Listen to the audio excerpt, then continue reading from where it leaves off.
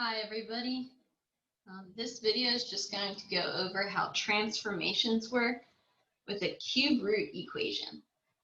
We've already done transformations with a square root equation, and with a cube root equation they're no different, so we're just going to do it again.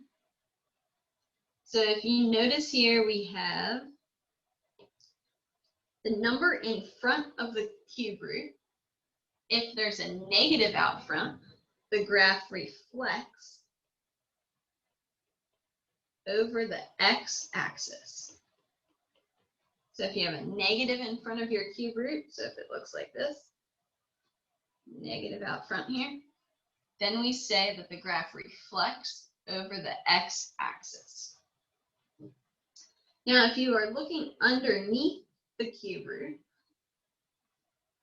if it says an x minus a number underneath the cube root, then it moves to the right. So for example, if you had x minus 4 underneath the cube root, that means that it would move 4 to the right.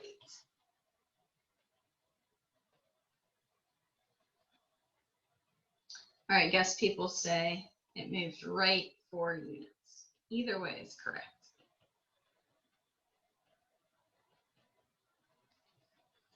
Now, if underneath the cube root you have x plus a number, so if you have something like x plus 2 underneath that cube root, that means that we are going to move left 2 units.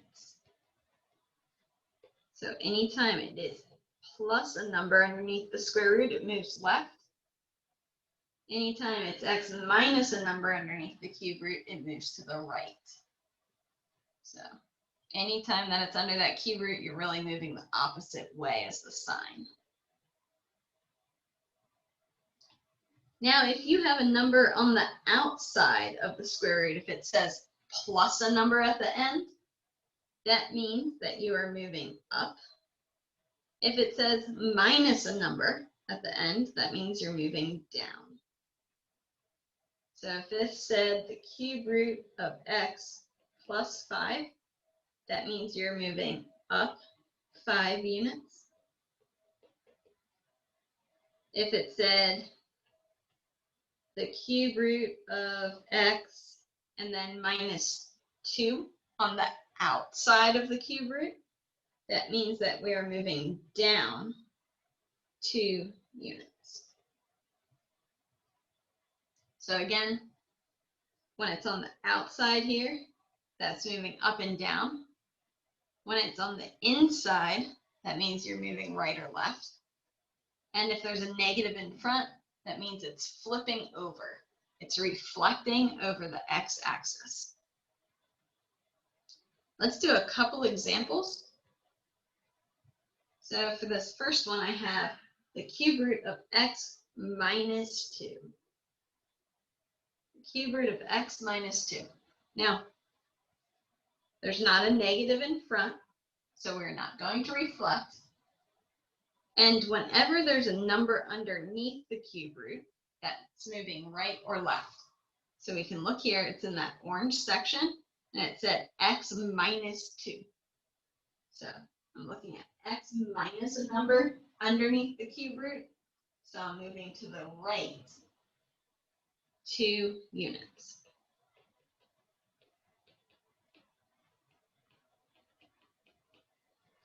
Now that same philosophy applies to letter B. So if I have x plus 3 underneath the cube root, I'm going to still be looking in that orange section, x plus a number. That means I'm moving to the left. So this is left 3 units.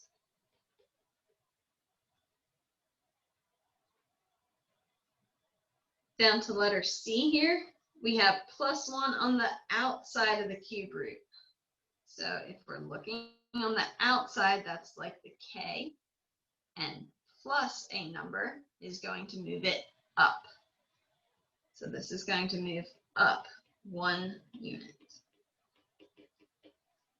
And you can probably guess what the -5 is going to do here. So -5, that's going to go down 5 units. Now, what does this negative out in front of the cube root do?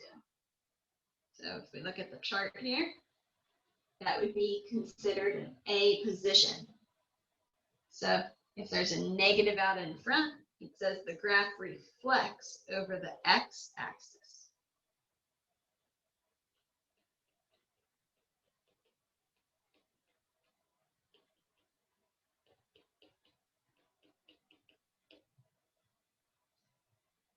In letter F, we're combining multiple things. So I have an x plus 1, or sorry, an x minus 1 underneath the cube root. So if I have underneath the cube root is here, and it said x minus 1, so that means it's minusing a number. I'm going to be moving to the right. So we're going to move to the right 1 unit. Then I have this plus 8 outside the cube root. So I'm going to come up here, and it says plus a number on the outside of the cube root. That means I'm moving up. So I'm going to be moving up 8 units. Now, letter G, there's 3 things happening. We have the negative out in front, and that negative out in front means that it reflects over the x-axis.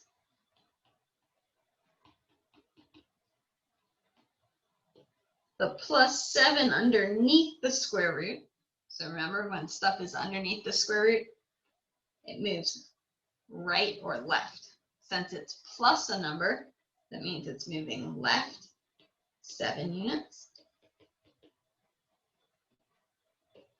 And when it's minus 2 on the outside, that means that it's moving down 2 units. So all 3 things are happening. You can zoom out so you can see them all at once. I definitely need you guys to write down the transformation parts. So if you want to take a second to pause the video and write down these notes here, that would be great. So go ahead and pause the video, copy down the notes, and then I'll tell you what's next.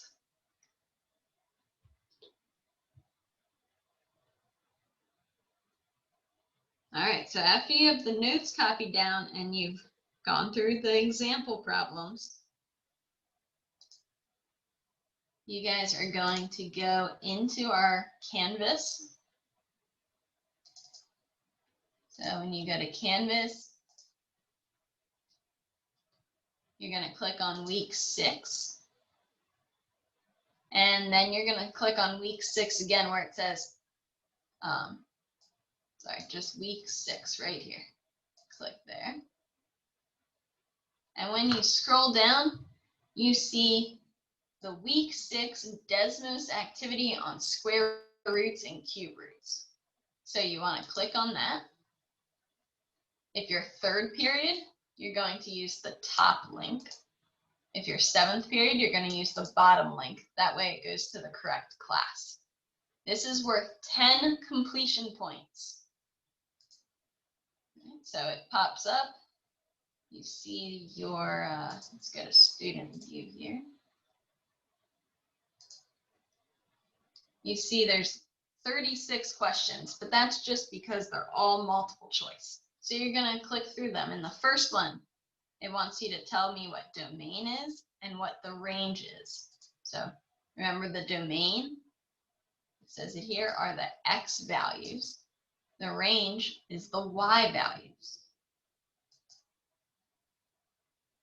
In this next slide, you're going to change these numbers, the -9 and the -5, so that way you are showing the domain of the function. So for example, I'm going to change one of them for you. This goes from -2, and what if I said it's a 4? Well, -2 to 4, that's too far because the graph ends at 1 there. So I would need to change it so it fits the graph. Then as you go along, you're going to pick what is the domain of the graph below. All right, well, the domain of a parabola of an x squared function is always -infinity to +infinity. And it's going to tell you if you get it right or wrong. So you're going to go through all of those multiple choice questions.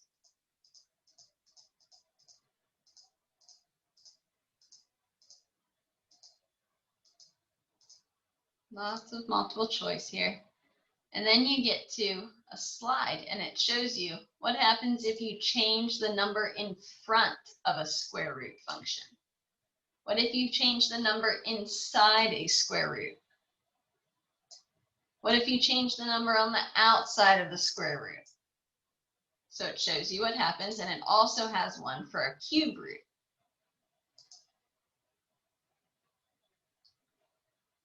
In this slide, you're going to talk about what happened, what were the transformations,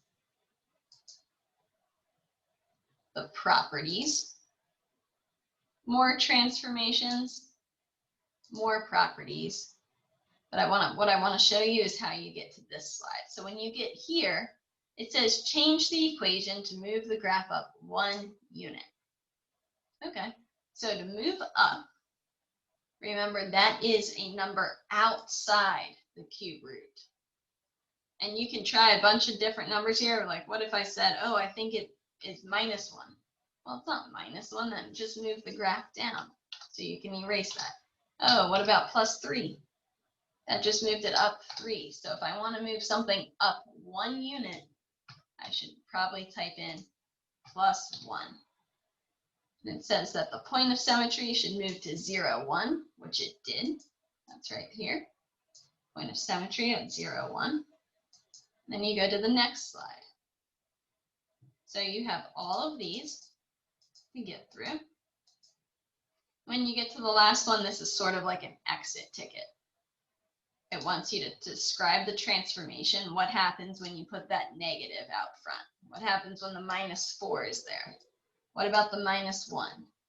And then talk about the domain, range, endpoint, increasing, decreasing. So when you're done, you submit, and that way I can grade it. So just so everybody knows, the assignments that are due this week, if you click on week 6, there's the transformation activity. That one's for an actual grade, like a formative grade. And then you have your Desmos activity. These are in preparation for our quiz on Monday if you're in 3rd period, or Tuesday if you're in 7th period. Thank you guys for tuning in. I will see you next week.